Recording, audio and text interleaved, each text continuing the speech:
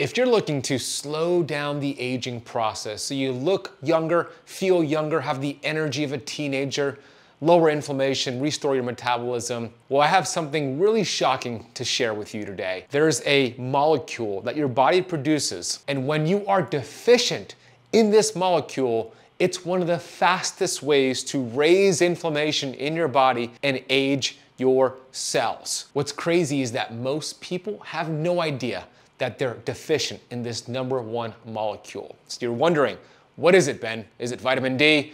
Is it a hormone? Well, it actually is a hormone and an antioxidant. It's melatonin. Melatonin is a miracle molecule. And if your melatonin levels are low, bad things start to happen in your body. In this lesson, I'm gonna be sharing with you some surprising ways melatonin heals your body, restores your metabolism, lowers inflammation, helps you adapt to stress, and essentially slows down the aging process. Not only will I share all that with you, I will also share the different ways to take melatonin, some myths around melatonin, the common questions asked on melatonin, and so much more. By the end of this lesson, you'll see melatonin in a new light. It's not just for sleep, it works way beyond just the benefits of quality sleep. Let's first start with this. Your mitochondria. You have 50 to 70 trillion cells inside of your body. Every cell has these organelles, this bacteria called mitochondria. Some cells have a few hundred mitochondria. Other cells that are more metabolically active could have a few thousand to 100,000 to even in some cases in regions in the brain, millions of mitochondria in a single cell. We know this. So many people in the health space argue about so many things. You should follow a carnivore diet. No, it should be a plant-based diet. No, it's keto. No, it's paleo. It can be very confusing for you, the person listening and watching. But I know this, the one thing all health experts could agree to is how important it is to support mitochondrial health. Now, the way you get there is going to be different on the practitioner, but we all understand the name of the game is healthy mitochondria. When your mitochondria are not functioning properly, you actually increase inflammation in your body, you store fat, you produce less energy, so you naturally have less energy, you feel fatigued, and mitochondrial dysfunction is linked to chronic disease. It's linked to ADD, ADHD, autism, diabetes, cancer, heart disease, and I could go on and on with the list of diseases that will occur with mitochondrial dysfunction. To make the point on how important the mitochondria are, I believe that God built the body to thrive. And the way that we were designed by this magnificent creator is this. The cells in your body that are most important for survival are the cells that have the highest concentration of mitochondria. If you think about it, the brain loaded with mitochondria. The brain, you need to be able to think, to function, to survive, to strategize, to kill your prey or run away from your predator. The eyes, loaded with mitochondria. You need to be able to see for survival. The heart, loaded with mitochondria. The ovaries, the testicles, loaded with mitochondria. You think about reproduction. So we know how important the mitochondria are. I'm saying all of this because it turns out the mitochondria could only use 2 antioxidants. Now, antioxidants in the mitochondria support and buffer inflammation, allow the mitochondria to produce energy, and allows the mitochondria to do all the amazing jobs that it does because these mitochondria fuse together, they communicate with other mitochondria, and I don't have time to go into all of that, but they're pretty remarkable. So only 2 antioxidants can be used by the mitochondria. And if you could guess what those are, I am impressed. The first one is glutathione. The second one, and it's probably the most important one, is melatonin. Wow.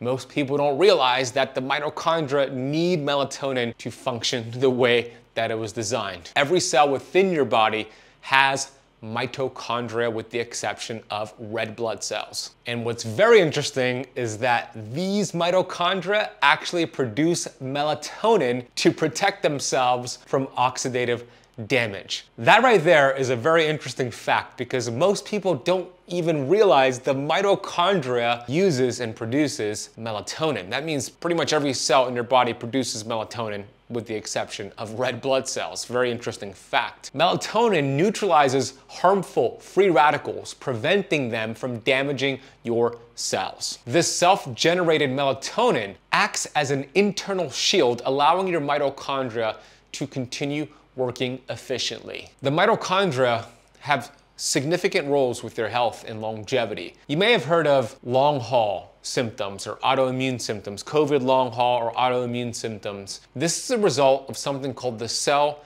danger response. What is interesting is that the mitochondria, yes, they produce ATP, they produce energy, and the more energy the mitochondria produce, the more energy you have, and there's an increase in your basal metabolic rate, so you burn more calories. But there is a dual role to the mitochondria, and Dr. Robert Naviaux has put out a lot of research on this cell danger response. And how this works is this: your mitochondria are always working to act like a surveillance system for threats. And when the mitochondria have perceived a lot of threats, stressors, the mitochondria intentionally lower its energy production because it takes a lot of resources for the mitochondria to produce energy. When it produces energy, it creates free radicals, and then the cells have to remove those free radicals. So when there's a lot of stress and threats, that's an energy demanding process that is tapered down. Why? To deal with the threat and the stress. You're thinking, what are these threats and stressors?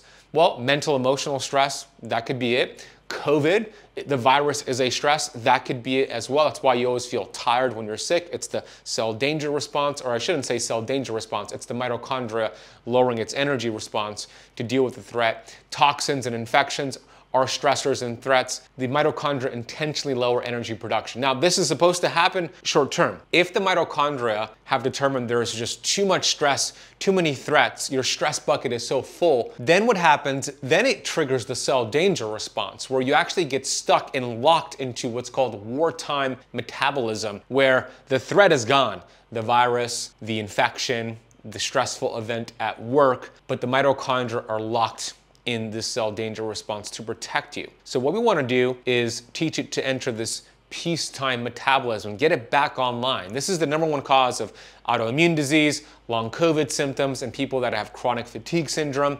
The mitochondria are locked in cell danger response.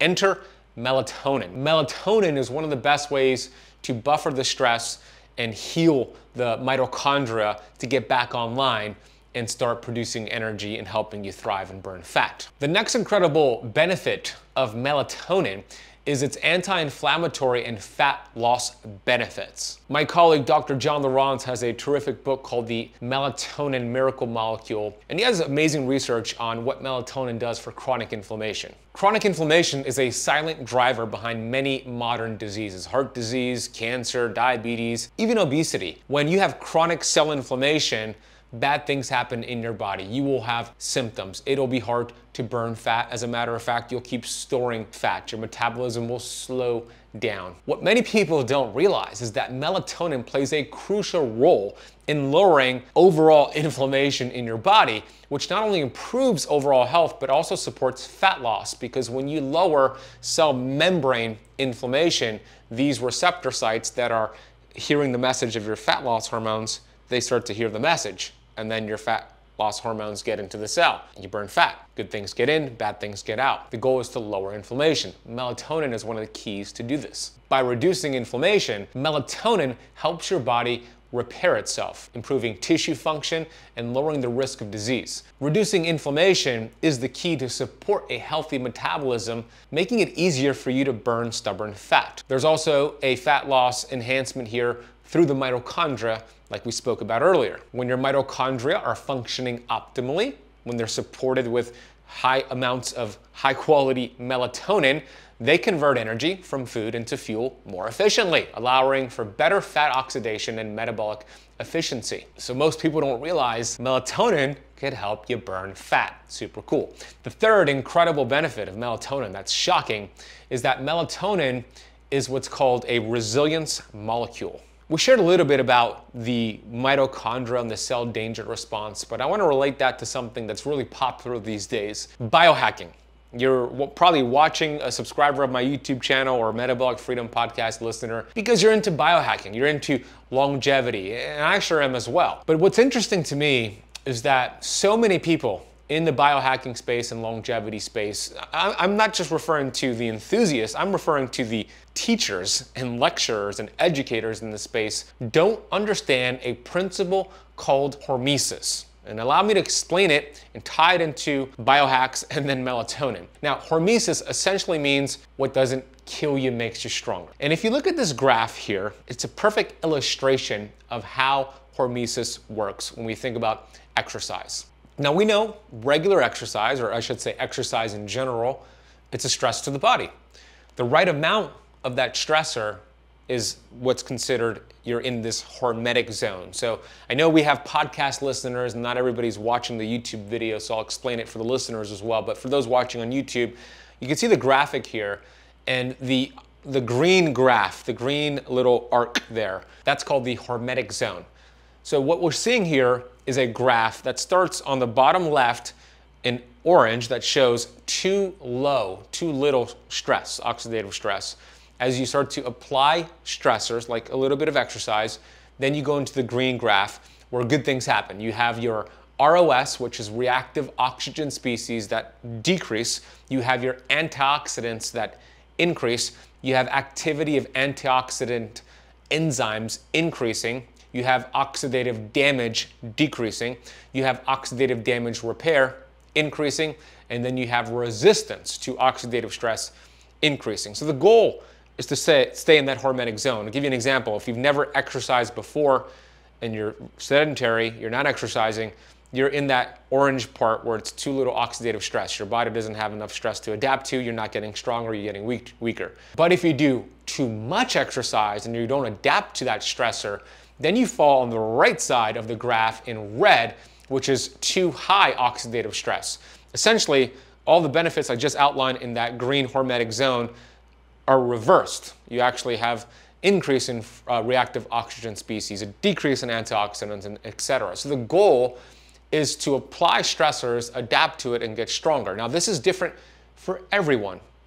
Your hormetic ceiling might be a lot lower than mine or a lot higher than mine. Allow me to tie this into the biohacking conversation. We hear about cold plunging. We hear about red light therapy. We hear about sauna, PEMF mats, and all these different biohacks. I love them all, but they're all stressors to your body. Fasting is a stressor to your body. Ketosis is a stressor to your body. Of course, exercise, which was made the case, it's a stressor to your body. It doesn't mean the stress is bad. It's only if you don't adapt to the stress that makes it bad. For example, let's talk about cold plunging. Cold plunging is terrific. Like I could go into a 49-degree Fahrenheit cold plunge for 4 minutes, adapt to the stressor, and feel great and stay in my hormetic zone. Somebody whose stress bucket is full does a 4-minute cold plunge at 49 degrees, they're gonna get inflamed, it's gonna disrupt their sleep, their heart rate variability is gonna drop. They have a lower hormetic ceiling. So when you hear about your buddy doing a 36-hour fast, a 24-hour fast, and you give it a shot and you feel like crap, well, that's because their hormetic ceiling is higher than yours. Now, how do you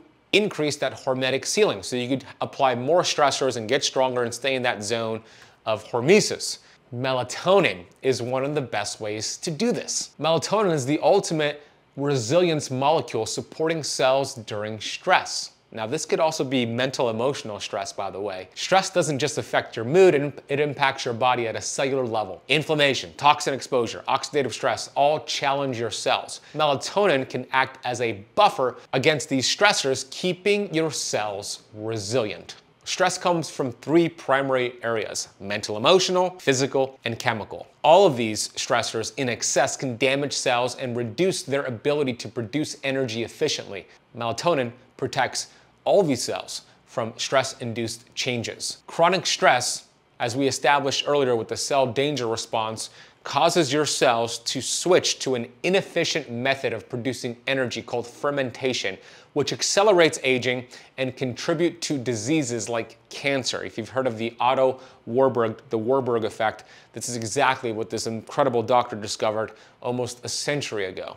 Melatonin keep cells in an optimal state even under extreme stress. The next incredible benefit of melatonin as it relates to longevity is its role in disease prevention.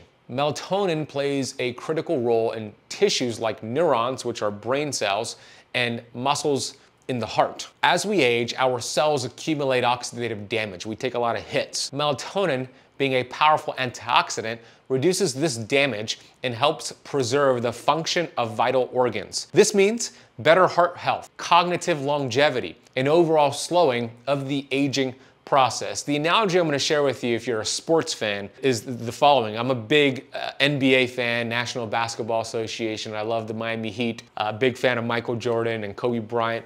Now, let's use Michael Jordan as an example. He played a long time, and world-class athletes, they're known for their longevity in their sport. Not just Michael Jordan, but let's say Tom Brady, Kobe Bryant, LeBron James. These are world-class athletes, and what do they all have in common? They all played a long career because they took less hits. The more hits your cells and DNA take, the shorter your career, meaning the shorter your life. Melatonin, it's kind of like giving these professional athletes extra recovery in between workouts, in between their games. It's like a cheat code, right? When you apply and use melatonin and increase your optimal levels of melatonin, you take less hits. You extend your career. Every athlete should be using melatonin, but for sure, every human being should optimize their melatonin levels because of what it does to mitigate those hits. Oxidative stress is one of the leading causes of rapid aging and disease. Melatonin reduces oxidative stress. It buffers that stress.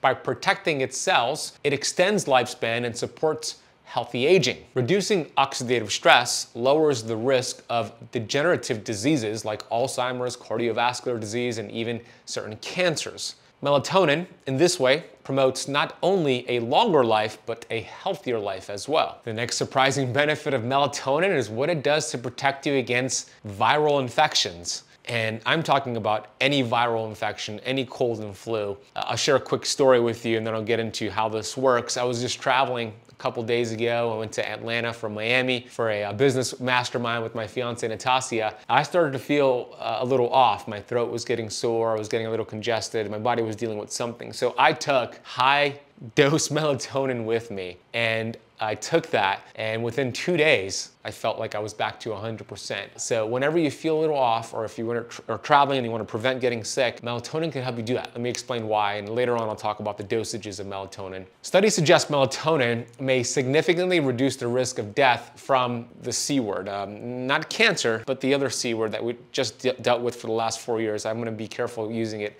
I already said the word earlier, but the studies show that it could lower your transmission of the C word, 19, by 54%.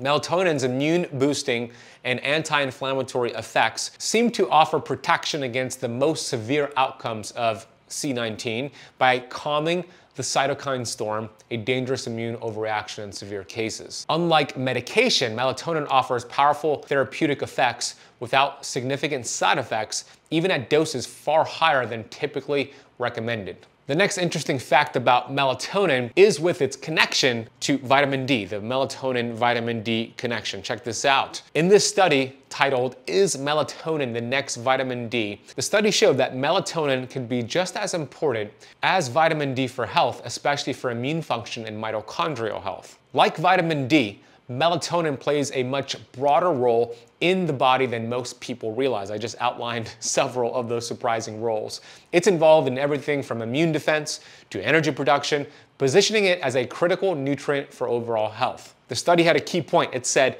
melatonin may be as crucial for your health as vitamin D, especially in terms of its antioxidant and immune regulating benefits. Now that I shared some incredible, surprising benefits to melatonin as it relates to fat loss, lowering inflammation, and at the end of the day, longevity, let's discuss some of the most common questions about melatonin. The first one is this: what are some of the lifestyle behaviors that deplete melatonin inside of your body? The first one, which is the main one, is a circadian rhythm mismatch. Research strongly indicates that lack of sleep and even night shift work were associated with an increased risk of various health issues, including cancer and a shortened lifespan. The World Health Organization's Internal Agency of Research on Cancer has classified night shift work as a probable carcinogen, primarily due to its disruption of the circadian rhythm. Circadian rhythm regulates the vital physiological processes, including the sleep-wake cycle, hormone release, and metabolism. Disruption of these rhythms, commonly found in night shift workers or people who are just night owls and go to sleep late, can lead to hormonal imbalances and impaired cellular function. Studies have shown that this disruption can increase the risk of several types of cancer, including breast, prostate, and colorectal cancer. The increased cancer risk among night shift workers is attributed to several mechanisms. One key factor is the suppression of melatonin. As we know, a hormone produced at night that regulates sleep and has antioxidant properties. The study shows that exposure to light at night suppresses melatonin, leading to increased oxidative stress and DNA damage, which promotes cancer development. Additionally, disrupted sleep impairs the immune system, making it less effective at detecting and destroying cancer cells. These findings highlight the critical role of maintaining regular sleep patterns and minimizing circadian disruption to mitigate cancer risk. So one of the worst lifestyle behaviors you can have that destroys melatonin in your body is exposure to artificial light at night. If you're listening and watching to this and you're a night shift worker, I want to be very empathetic. I know you're making ends meet. This is your shift. You got to do what you got to do. And hopefully in the near future, you could change to a day shift. But in the meantime, when you follow the tips on how to dose with vitamin D, that could help you out here. But if you're not a night shift worker and you just have the habit of watching TV at night, on social media at night, doom scrolling, getting artificial light, if you could mitigate that and put on some blue light blocking glasses at night. These are the ones I wear during the day, these yellow ones. There's also the red ones I put on at night. And get to bed around 10 p.m., 11 p.m. the latest. You're gonna allow your body to produce more melatonin. Now, one little hack you could do here, this is for everybody, is when you get morning sunshine, meaning the sunrise sunlight, even if it's overcast, but take off your glasses, have your skin exposed, and go outside as the sun rises, you start to signal to your pineal gland in your brain to start storing melatonin. And it stores this for the night coming up ahead for you to get quality sleep that same night. And if you could time the morning sunrise, go through your day, and then set an alarm to watch the afternoon/early evening sunset, that sunset cue, looking at, not necessarily staring at the sun, but just being outside during the sunset, that cue signals to your pineal gland to start releasing that melatonin. I know that's kind of difficult to do with everybody's schedule, but if you can get into the habit of doing that once in a while, you're gonna allow that melatonin to get produced and stored and then released, produced and stored and then released. So that's one natural way to increase melatonin, and a bad way to deplete it is to have artificial light and be up late at night. Now let's talk about supplementation.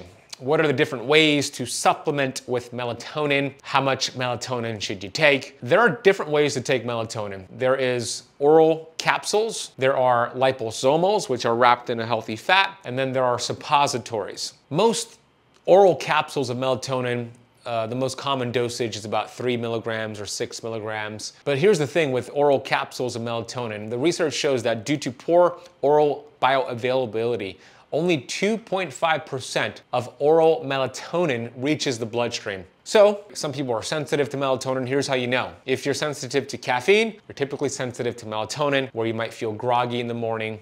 You might want to go with an oral 3 milligrams, very low dose. Only 2.5% of it is actually being used after it goes through your system. Liposomals are an oral supplement of melatonin wrapped in some fats that actually help it increase its bioavailability.